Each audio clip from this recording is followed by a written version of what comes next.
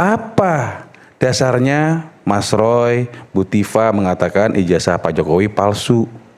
Itu. Sehingga kita bahas apa? Biar kita tahu apakah Mas Roy melakukan apa. Inti dari pemidanaan ini, menurut Bung Rismon, Bang Jagir, Bang Jambahan Dagirsang, bahwa ada pengubahan pada dokumen yang dianggap milik Pak Jokowi. Dan pengubahan itu disesuaikan dengan keinginan si pengubah yang dalam hal ini adalah tersangka dari Mas Roy dan juga Dr. Tifa. Silakan untuk kemudian dijawab soal itu. Bebas. Oke. Jadi begini ya. Assalamualaikum warahmatullahi wabarakatuh. Waalaikumsalam warahmatullahi wabarakatuh. Mas Roy dan Dr. Tifa itu dikenakan 4 hal. Satu secara berurutan ya. Satu adalah fitnah dengan ancaman hukuman 3 tahun. Kemudian 2 adalah pencemaran nama baik dengan ancaman hukuman 9 bulan. Yang ketiga adalah pasal mengedit seolah-olah itu menjadi dokumen yang otentik dengan ancaman hukuman 12 tahun penjara. Dan kemudian pasal 32 ayat 1 yang kita bicarakan yaitu melakukan merusak, menambah, mengurangi dokumen milik orang lain atau milik publik dengan ancaman hukuman 8 tahun. Nah pertama ya, kita bicara tentang sebuah rasionalitas ketika ada ancaman hukuman. Core business dari kasus ini adalah ada orang yang merasa difitnah dan dicemarkan nama baiknya. Dan difasilitasi oleh KUHP. Dengan fasilitas ancaman hukuman 3 tahun dan kemudian 9 bulan untuk pencemaran nama baik. Tapi yang perlu dipahami adalah untuk fitnah itu ada kesempatan bagi yang dituduh atau didakwa untuk membuktikan bahwa apa yang dikatakannya tidak fitnah. Karena itu kita mengatakan nggak bisa Anda kemudian menuding orang fitnah tetapi tidak pernah ada pembuktian bahwa ijazah itu palsu atau asli. Itu satu soal. Tapi yang jadi masalah adalah ketika semua rakyat di Republik ini berbicara tentang fitnah, pencemaran nama baik, logikanya melompat. Tiba-tiba ada edit dokumen, ada manipulasi dokumen dengan ancaman hukuman 8 sampai 12 tahun penjara. Dan itu di-entertain dalam tanda kutip ya, saya katakan. Nah, sekarang kalau kita kembali kepada pasal 32 ayat 1, kita bicara sebuah rasionalitas pemidanaan. Coba tampilkan pasal itu. Apakah kemudian itu sesuai dengan apa yang dilakukan oleh baik Mas Roy maupun Dr. Tifa? Ya, oke. Upload. Saya bacakan biar tidak membuang waktu. Kalau udah nanti langsung ditampilkan aja ya. Oke. Nanti ditampilkan. Pasal 32, setiap orang, ini Undang-Undang nomor 11 tahun 2008. Setiap orang dengan sengaja dan tanpa hak, itu biasa ya. Atau melawan hukum dengan cara apapun, perbuatannya adalah mengubah, menambah, mengurangi, melakukan transmisi, merusak, menghilangkan, memindahkan, menyembunyikan suatu informasi elektronik dan atau dokumen elektronik milik orang lain atau milik publik. Tuh, tampilkan. Nah, saya berdiri aja. Boleh, silakan. Setiap orang dengan sengaja dan tanpa hak atau melawan hukum dengan cara apapun mengubah, menambah, mengurangi, melakukan transmisi, merusak, menghilangkan, memindahkan, menyembunyikan suatu informasi elektronik dan atau dokumen elektronik milik orang lain atau milik publik. Kalau kita bicara bahasa Indonesia, dan ataunya ada di mana? Dan ataunya ada di informasi elektronik dan dokumen elektronik gitu ya, dan ataunya. Tapi kalau kita lihat koma-koma ini seperti perbuatan yang akumulatif. Kalau seandainya tidak akumulatif berarti formulasi pasal ini keliru. Yang kedua adalah, saya baca 2 dan 3 biar ada satu kesatuan. Setiap orang dengan sengaja dan tanpa hak atau melawan hukum dengan cara apapun memindahkan atau mentransfer informasi elektronik dan atau dokumen elektronik kepada sistem elektronik orang lain yang tidak berhak. Kurang lebih sama ya, perbuatan mentransfer atau transmisi. Ini 12 tahun semua nih ya? Ini yang 8 tahun. Oke. Kemudian terhadap perbuatan sebagaimana dimaksud pada ayat 1 ya. Kemudian yang mengakibatkan terbukanya suatu informasi elektronik dan atau dokumen elektronik yang bersifat rahasia. Menjadi dapat diakses oleh publik dengan keutuhan data yang tidak sebagaimana mestinya. Pertanyaan kita adalah rasionalitas kita. Ada nggak Mas Roy Dr. Tifa melakukan perbuatan ini. Sehingga bahwa dokumen yang tadinya rahasia kemudian bisa accessible kepada publik. Atau yang tadinya dokumen itu utuh jadi rusak. Kan kita pakai rasionalitas saja. Makanya kami pada waktu pra-peradilan menantang. Silakan hadirkan saksi dan ahli yang mampu menerangkan bukan benar dan tidaknya tindakan, tetapi ada minimal 2 alat bukti yang cukup, yang memadai untuk diterapkannya pasal 32 ayat 1 ini. Dan unfortunately nggak ada mereka hadirkan satu pun saksi. Yang ada ahli, tapi ahlinya ahli kitab undang-undang hukum acara pidana, ahli pidana, yang juga tidak bisa menjelaskan soal ini. Jadi kalau kita bicara tentang rasionalitas, it doesn't make sense. Bayangkan, kalau begitu caranya, maka orang-orang yang kemudian melakukan penelitian dan lain sebagainya mudah sekali dikriminalkan. Dan jangan lupa, di forum ini saya ingatkan bahwa rakyat bersuara itu menjadi satu acuan untuk mendakwa Dr. Tifa. Acara tanggal 22 April. Ya. Ya. Dan ini bayangkan. Dan ini tanggung tidak jawabnya seharusnya gimana? terjadi. Kami Tidak sudah seharusnya melakukan terjadi. Kenapa saya keberatan katakan soal tidak itu? seharusnya terjadi? Karena 2 hal, seharusnya 3 dilakukan hal, ya. proses lewat Dewan Pers. 1, kita berdebat di sini sudah ada perimbangan. Gak mungkin Aiman cuma mengundang kita. Sehingga apapun yang saya katakan bisa dibantah oleh lawyer Jokowi atau siapapun yang terafiliasi dengan Jokowi. Kan begitu. Karena itu kalau kita bicara tentang hak jawab itu sudah suddenly hak jawabnya.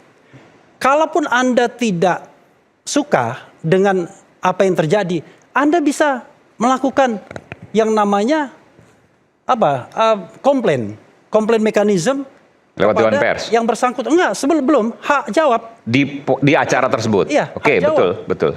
Kalau misalnya Aiman tidak mau memberikan hak jawab tersebut, salah berarti. Katakanlah misalnya hak jawabnya diminta pada next season, itu soal lain. Nah yang ketiga, yang bisa dilakukan adalah komplain mekanisme kepada Dewan Pers. Itu tidak dilakukan. Jumping up saja, dilaporkan dan kemudian menjadi fakta atau menjadi link untuk memidanakan seseorang. Coba lihat misalnya, pasal 35 nanti diinikan lagi. Karena itu, kita mengatakan, kita menantang, ada nggak saksi yang melihat ya, baru melihat benar atau tidaknya, bahwa Mas Roy mengubah, menambah, mengurangi, melakukan transmisi, merusak, ya, menghilangkan, memindahkan, menyembunyikan suatu informasi elektronik. Pertanyaannya, ada nggak saksi yang melihat itu? Iya, ada nggak saksi yang melihat itu? Dan ketika kita... Sebentar, saya tanya boleh? Iya. Saya jawab. Boleh jawaban singkat saja, Prof. Firmanto. Ada nggak saksi yang melihat itu? Bahwa Mas Roy dan Dr. Tifa melakukan pengubahan dokumen digital tadi? Tes. Selamat malam. Ya, salah satunya Mas Roy. Saksi satunya Mas Roy? Iya dong, karena dia yang menyatakan ijazah Oke. Pak Jokowi palsu. bukan. Oke. Kan gitu. Maksudnya pasal ini dibuat untuk apa? Tahu nggak, Prof? Enggak, saya Ini nggak tuh mau- untuk hacker. Saya nggak mau mengomentari, makanya Loh, iya. saya senyum-senyum aja. Karena kenapa? Makanya. Apa yang sudah disampaikan semua prejudis ini kan sudah dibantah dalam putusan Prapit kemarin. Pra-peradilan Sudah kemarin. ditolak semua. Sehingga dikatakan Itu nggak benar, itu nggak Anda benar. gunakan Itu nggak benar. aja sidang untuk hak Anda dan itu dibolehkan. Jadi saya pikir gini, kenapa dari tadi saya mencermati aja? Karena yang dibahas ini sudah lampau. Ini yang pra-peradilan kedua kemarin ini? Iya. Sudah dibahas dan kemudian Mas Roy kalah. Tersangkanya dipertanyakan kan kemarin. Belum Kita dan masuk ini tidak kan. dipertimbangkan. Gini ya, begini. Jadi saya mau menyampaikan bahwa kemarin itu hakim sesungguhnya sudah membuat hukum. Mengatakan bahwa penetapan tersangkanya tidak pengajuan permohonan review terhadap penetapan tersangka ditolak kan gitu. Artinya malah sampai ada beberapa kata yang mungkin saya nggak usah sampaikan lah. Yang intinya penyalahgunaan Prapit kira-kira gitu. Jadi saya pikir Oleh hakim ini? oleh hakim Disebutkan itu? disebutkan. Jadi menurut saya tolonglah, kita kan di sini kan disaksikan oleh publik. Kita skip aja nih. Tadi kan agendanya adu bukti, itu lebih menarik. Tapi kalau kita bahas lagi mengenai penetapan tersangka pasal demi pasal, siapapun ahlinya Akan kan nanti berbeda. akan dilihat nanti di persidangan. Oke. Karena disampaikan oleh hakim demikian. Jadi saya pikir Oke. saya menghargai rekan saya harus refli, tetapi dilanjutkan. saya juga tidak mau lantas terus disajikan seperti ini. Oke. Pengaiman. Oke. Ya, Tapi intinya bahwa ada saksi itu, ada salah satu adalah Mas Roy. Oke, silakan. Kayak gini, saya lanjutkan ya. Itu salah. Ini. Saya kok malah jadikan saksi Ya. nih. Nanti setelah ini baru kita Ya. pembuktian. Ya, makanya Otaknya udah terbalik. makanya kan Gini. beliau-beliau ini menyatakan Gini. dialah segalanya. Tidak ada yang benar kecuali dirinya. Kan itu nih, kan mau dipertontonkan seperti itu. Jadi saya tidak mau terjebak di situ. Jadi saya pikir Oke. kalau kita membahas yang lain, oke ini udah berapa sesi nih Oke, bicara ya. dan Oke. nggak selesai-selesai dan terakhir Ya. dalam putusan Prapit ditolak. Oke. Oke. Ya, Selesai. Man, saya biar saya Oke, oke, jelaskan. Sebelumnya saya tambahkan Gini ya, dikit. sebentar dong. Ini kan saya masih berdiri di sini. Sebentar. Nah, jadi kalau kita mau berdebat ya, berdebatlah adu argumentasi. Argumentasi Anda apa? Ya. Jangan hanya kemudian membantah hal-hal yang tidak relevan. Hal-hal Argumentasi saya yang sifatnya tidak argumentatif, ya kan? Prapit sudah menolak. Nah, itu kan bukan argumentasi. Loh, bukan dong. Loh, itu hanya sekedar mengatakan Prapit sudah argumentasi menolak. Anda saya- tahu nggak isi jawab Anda Prapit katakan itu apa? tidak seperti itu, Ya kan itu pendapat saya. Oke, ya udah, it's okay. Saya Gitu loh, mau jelaskan kepada Anda yang tidak membaca. Ya, oke. Jangan Ya. semuanya Anda Nggak, seperti itu, nggak boleh. Saya mau jelaskan nggak kepada boleh. Anda ya. Jadi gini, Man ya. Ya, oke. Kita Sampaikan harus aja membedakan pandangan Anda, antara pokok jangan melarang perkara saya, dan gitu. Prapit. Oke? Dalam Prapit itu kita tidak mempermasalahkan apakah tindakan ini benar atau tidak. Kita baru menantang apakah ada orang yang bisa menjadi saksi dan ahli yang menerangkan bahwa Mas Roy dan Dr. Tifa melakukan perbuatan-perbuatan yang dikatakan di sini. Kami pada waktu Prapit itu mengeluarkan atau ada 4 saksi kami, ya. 4 saksi tersebut kami tanyakan kepada mereka pada waktu memberikan keterangan saksi, apakah ditanya mengenai pasal 32 ayat 1. Tidak ada satupun yang mengatakan itu. Mereka mostly bicara tentang ijazah palsu Jokowi dan kemudian bicara tentang fitnah dan pencemaran nama baik. Nggak ada. 32 ayat 1 dan 35 ini jumping up. Itu faktanya. Nah, lalu kami juga menantang ahli. Ada nggak ahli yang bisa menerangkan sebuah proses yang kemudian bisa dikategorikan bahwa Mas Roy melakukan tindakan-tindakan ini.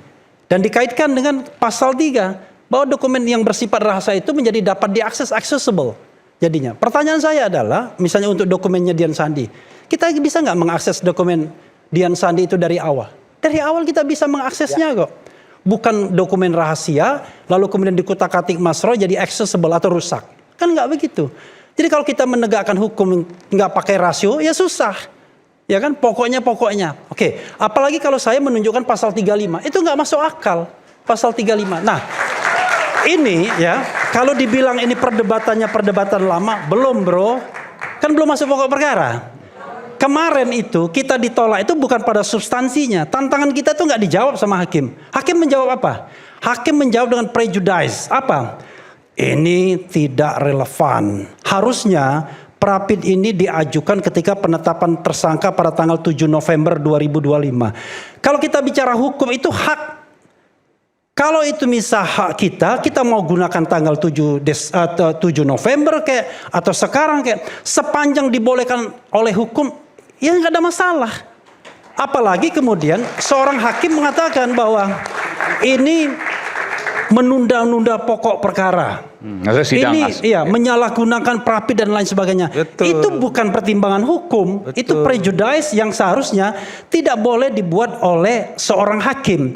Hakim itu harus jelas, clear. Anda salah, Anda benar. Terbukti, tidak terbukti. Kalau kemudian Anda membuat sebuah pertimbangan hukum yang tidak didasarkan pada bukti persidangan, itu namanya sontoloyo. Iya. Nah, perkara kemudian soal ditolak, udahlah kita paham lah. Yang namanya success story Prapit itu memang tidak banyak. Oke, dia menantang kita masuk pada tahap persidangan. Nanti kita juga buktikan tahap aja. persidangan. Betul. Bro, saya lagi ngomong bro. Nanti saya kasih kesempatan ya. silakan. Saya boleh juga bicara. Karena kan. itu saya katakan perdebatan kita ini belum akan selesai. Jangan dibilang yang dulu. Karena secara faktanya adalah bahwa baik Mas Roy maupun Dr. Tifa sudah clear. Yaitu didakwa dengan pasal-pasal yang saya sebutkan tersebut. Ada 4 kategorinya. Fitnah, pencemaran nama baik, kemudian edit dokumen sehingga rusak tidak bisa terbuka buat publik, dan kemudian edit dokumen sehingga yang tadinya tidak otentik menjadi otentik. Nah, ke dalam 4 hal itulah kami berkepentingan untuk diperdebatkan tidak hanya di pengadilan tapi juga di publik. Ngapain kita berdebat bukunya Rismond? Nggak ada gunanya bagi kami. Iya kan? Yang punya gunanya bagi kami adalah kami harus menjawab 4 dakwaan ini. Itulah guna bagi kami untuk datang saya sini. jawab nih. Tidak hanya Perdebatan kepada hukum ya, penting, tidak hanya kepada buku ini, juga penting. Kepada ya, tidak hanya kepada pengadilan tapi juga kepada rakyat Indonesia. Itu yang ingin saya katakan. Makasih. Oke, Assalamualaikum baik. warahmatullahi wabarakatuh. Baik, Mas. Tapi yang ini udah stop. Nggak lucu lagi kalau dibahas ini. Oke. Nanti dibilang bukunya nggak penting. Bukan. Kalau yang ini udah nggak lucu karena private kan sudah ditolak. Oke, nggak apa. Tapi kan seperti tadi ya, saya sepakat tadi apa yang disampaikan oleh Bung Refli bahwa ketika bicara argumentasi maka harus dibalas dengan argumentasi. Nggak apa-apa. Seperti juga nanti tentu buku. Bung Rismond punya argumentasi juga harus dibalas dengan argumentasi. Siap, Mas Roy, ya? Nanti dulu Bang. Oke. Ini argumentasi apa untuk jangankan soal pasal, apalagi buku. Buku itu mau ditampilkan di mana? Buku itu kalau nanti mau digunakan sebagai barang bukti sudah nggak bisa lagi, sudah P21, sudah tutup. Rismond mau jadi apa dia? Jangankan ahli, saksi pun tidak layak untuk dikualifikasi sebagai saksi. Kenapa? Karena dulunya Rismond itu adalah bagian dari yang tersangka. Kemudian mencari penyelamatan diri, dapat RJ, kemudian SP3. Kalau dia masih tersangka, dia kemudian menjadi saksi mahkota, menyerang kami, lah itu malah boleh. Tapi sekarang udah nggak tanyakan deh pada lawyernya Jokowi. Jangan-jangan lawyernya Jokowi juga nggak akan pakai ini Rismond ini, nggak akan dipakai. Udah apalagi kita bahas bukunya, udah lewat buku pesanan lagi, ya nggak usah. Saya jelasin sedikit ya. Jadi pemirsa sekalian, jadi persoalan ini sebenarnya bukan persoalan Pak Jokowi lagi. Ini udah negara, udah JPU dengan para terdakwa. Maka saya harus menyampaikan tentu hal-hal yang terkait dengan Pak Jokowi ya sebatas ketika beliau akan diundang untuk menyampaikan ijazah-ijazahnya aja. Jadi kalau bicara masalah ini ya saya setuju dengan judulnya sebenarnya ya kita masuk ke pokok perkara. Ke pokok perkara kemudian kita membuktikan. Membuktikan apa? Apa dasarnya Mas Roy, Bu Tiva mengatakan ijazah Pak Jokowi palsu? Itu. Sehingga kita bahas apa? Biar kita tahu apakah Mas Roy melakukan apa? Biar jelas pemirsanya, biar juga masyarakat tahu. Sehingga tidak ada twist-twist lagi. Karena persidangan ini, persidangan untuk mengatakan bahwa Mas Roy dan Bu Tiva, sebagaimana tadi rekan Refli menyampaikan, diberikan kesempatan untuk membuktikan penyampaiannya itu benar apa tidak gitu loh. Nah kalau kita masuk ke materi itu maka hari ini kita bertanya apa kepalsuannya. Oke. Jadi jangan kemana-mana. Saya pikir itu, Mas. Oke, baik. Sementara ini memang masalah negara, memang betul. Tetapi kan masalahnya ijazah ini adalah ijazah milik mantan presiden, yang mana itu ijazah publik. Jadi dikatakan di situ adalah rahasia, sudah tidak rahasia lagi. Bahkan sudah pernah di persidangan informasi KIP, informasi Komisi publik. Informasi Publik. Bahkan saya ikut karena saya juga sebagai pengacaranya Bonatua, ya kan? Itu bahkan bukan cuma palsu saja, tidak ada. Ijazah itu tidak ada? Ijazah itu tidak ada. Ya nggak ada. Saya boleh tanggapin ya? Boleh. Nggak, sebentar. Ijazahnya nggak ada maksudnya? Bonatua dengan beberapa kali sidang KIP Meminta. sebagai saksi, kemudian Kan ada fotokopinya. ya, tapi faktanya tidak ditunjukkan, ya kan? Bahkan di Sebentar, ini kan yang diminta KPU kan? bukan KPU diundang. KPU kan nggak nyimpan yang Setahu asli. saya tidak Bonatua diundang, sudah mencabut kan? gugatannya. Dan itu dihadirkan Nggak ada. untuk membawa bukti-bukti. Oke.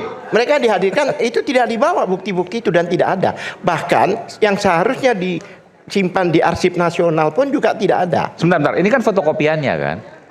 Fotokopi karena Yang KPU fotokopi kan yang dilegalisir kan? betul. Iya. Ini kan yang Tapi itu yang kan disimpan oleh KPU biasanya. Pada waktu persidangan ini kan dikonfirmasi. Oke. Yang bersangkutan bahkan UGM pun tidak membawa dan tidak menunjukkan dokumen-dokumen itu. Hanya menarasikan aja bahwa Jokowi pernah kuliah, Jokowi. Oke. Selama ini pernah nggak melihat bahwa menunjukkan walaupun fotokopi ijazah, tidak pernah UGM. Jadi ini kan untuk apa ya? Kebutuhan mata kan? Artinya apa ya? Apa yang ada di benak Anda di situ? UGM pun tidak pernah menunjukkan fotokopiannya. Persidangan yang berkali-kali itu, Bonatua menyimpulkan ijazahnya tidak ada. Bahkan di arsip yang seharusnya disimpan, yang Oke, namanya di identitas kampusnya, itu arsip. pun tidak tersimpan di sana. Andri itu biasanya menyimpan ijazah Harusnya demikian. Asli? Atau legalisir. Iya, aslinya juga harus disimpan di sana. Saya baru tahu ijazah saya jadi ada di Andri juga gitu. Bukan, kalau pejabat publik apalagi Kalau presiden, dia pejabat itu publik. legalisasi. Oh, oke. Ini kan masalah ini pejabat publik, Oke. ya kan? Semua itu masuk dalam sejarah karena presiden. Jadi semua presiden dokumennya sampai mungkin Ya, akte kelahirannya juga di sampai sini. sidang itu pun fotokopinya aja Andri nggak punya. Oke. Itu bahkan ada undang-undang yang menyatakan Boleh. karena tidak tersimpan. Nanti saya berikan sebentar. Sebentar, ya kan? Oleh sebab itu kita menyinggung, Bang Refli tadi menyinggung undang pasal 32 itu karena disinggung oleh Jamada sebelumnya. Jadi nggak bisa bilang ini adalah sudah lewat dan lain, karena Pak Jamada, Prof Jamada ini mengatakan bahwa pasal 32 itu maka di counter. Ya kan? Ini terbukti dari awal banyak ketidakberesan. Bahkan di persidangan pun, di dakwaan pun itu juga terlihat banyak hal-hal yang perlu dipertanyakan. Banyak ketidakberesan, termasuk juga nanti dibahas terkait dengan apa yang dianggap asli oleh Bung Rismon dan juga apa yang kemudian dari argumentasi Iya. Bung Roy dan kawan-kawan. Isu hangat kadang bikin menat, apalagi kalau tidak bisa mencerna dengan cermat. Jangan lupa secangkir kopi yang hangat dan nikmat untuk menemani kebersamaan dalam program Rakyat Bersuara. Bersama saya Aiman Wicaksono, saya segera kembali sesaat lagi.